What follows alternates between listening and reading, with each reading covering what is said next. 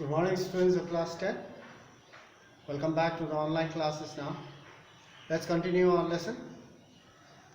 I hope you are studying at home regularly, going through the online portal.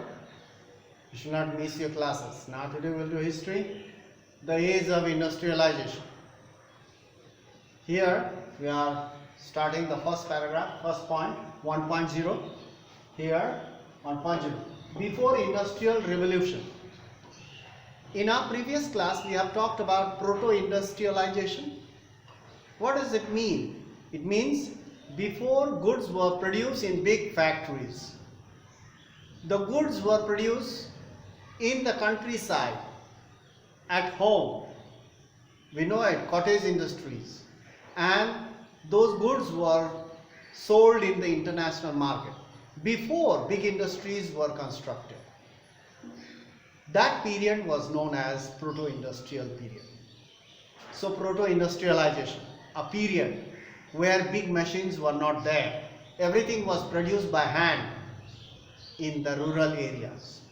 So now before the industrial revolution we have talked about the merchant used to go to the countryside and they provided loans, raw materials to the peasants, and they used to produce for the merchants. The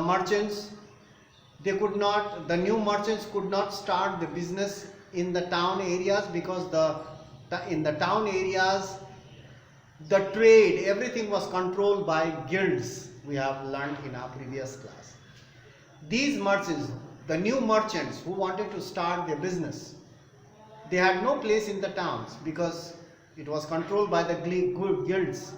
The production, price, everything was controlled. Laborers, everything was controlled by the guilds. And these new traders, they moved towards the countryside and provided money, materials to the peasants.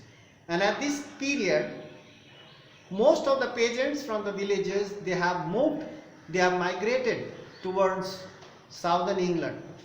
We have learned previously also. And those who are left, they got the job now, opportunities. Because the merchants, they came in the villages. When the merchants came around the countryside, hoping that the peasants will produce for them and offered advances. These merchants offered advances, advance money, raw materials. The peasants eagerly agreed. The poor peasants, they eagerly, anxiously agreed to accept the advances, raw materials, and produce goods for the traders and merchants. Because they were poor, they had small land holdings, their income was very little. Most of the peasants had moved away. Those who were left, they had very little income. Now they agreed to produce for the traders or merchants to supplement their income. So now you can see number 2. Along with the production of goods, the peasants could do cultivation as well in their small plot of land. They had a small plot of land. While producing good at home, they can cultivate the land. Both the work at the same time. The production could be done with the family members and the male members could cultivate the land and so on anytime.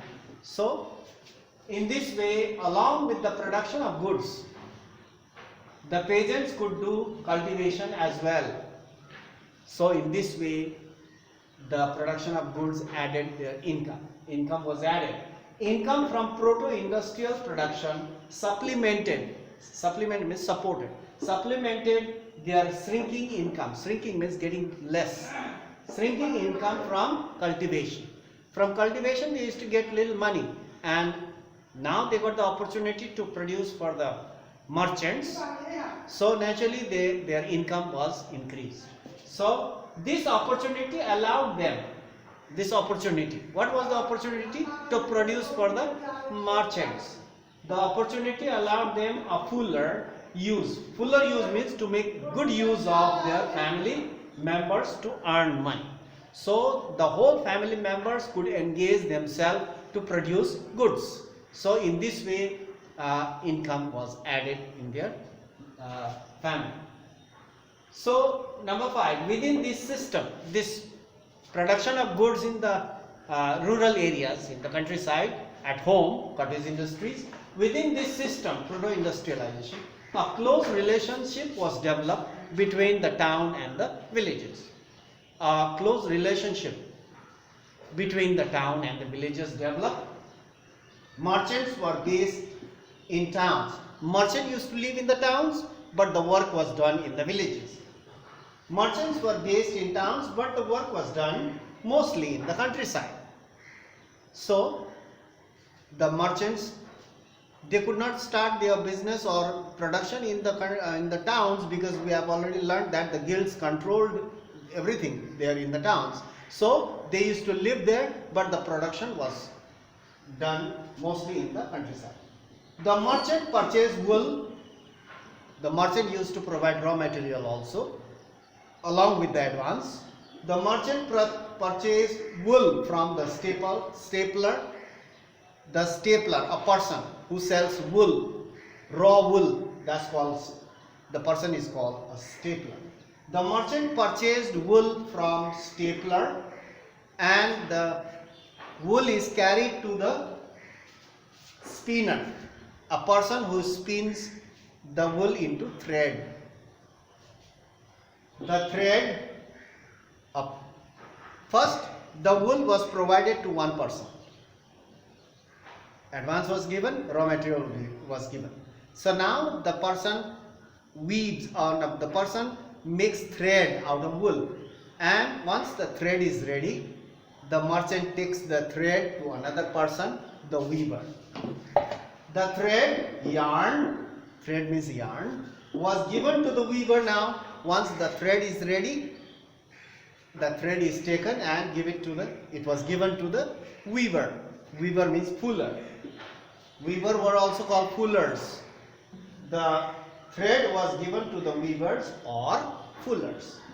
Now, after weaving, the clothes, they used to get ready, and then the clothes ready, the finished product was given to the dryers. Dryer means those who color the clothes. So, and it was given to dryers. It was a process from wool to thread, from thread to weaver, and from weaver to dryers.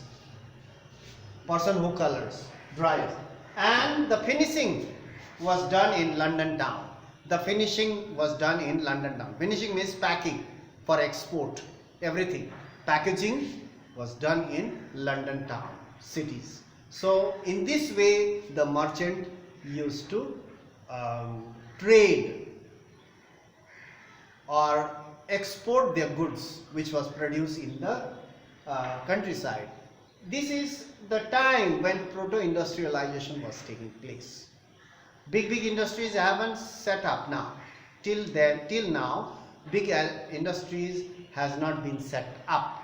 So we are still talking about proto-industrialization before the industrial revolution took place. So in this way, goods were produced for international market and the traders used to export. So this much for today. We'll continue in our next class after this. So stay safe at home, do your regular studies. That's all for today. We'll meet in the next class. Thank you for watching. So that's all.